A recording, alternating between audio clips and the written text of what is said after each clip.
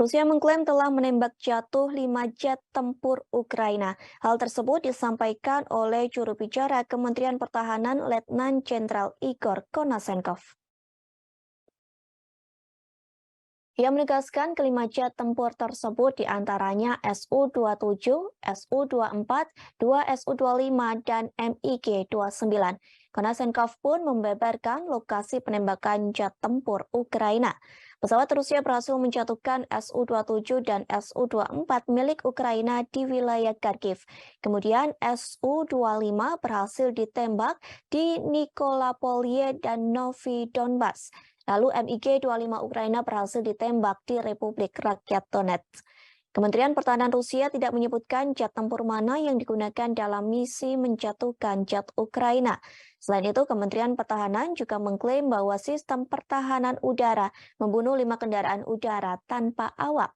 Drone tersebut ditembak jatuh di pemukiman Patalokovka, Gesenkovka, Kuzmino, Kremenaya, dan Pisenoseye dari Republik Rakyat Donetsk. Jika pernyataan Kementerian Pertahanan Rusia benar, kehilangan 5 pesawat dalam 1 hari akan sangat buruk bagi Angkatan Udara Ukraina yang kekurangan peralatan. Diketahui MiG-29 Ukraina terlihat jelas terlibat dalam membantu Ukraina melawan pertahanan Rusia. Namun Ukraina juga tampaknya telah kehilangan 1 MiG-29 karena pertahanan udaranya sendiri.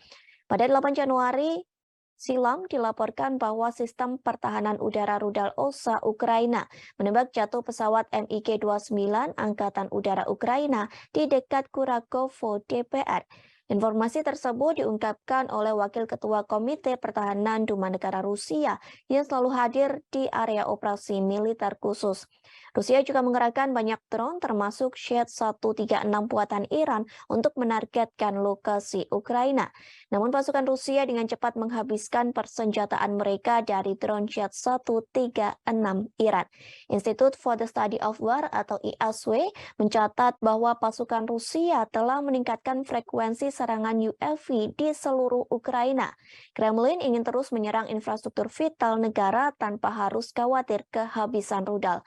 Dalam beberapa bulan terakhir, kampanye perang Moskow semakin menampilkan serangan pesawat tak berawak Shed, di mana militer Rusia mengganti nama drone Shed tersebut menjadi pesawat tak berawak Geran 2.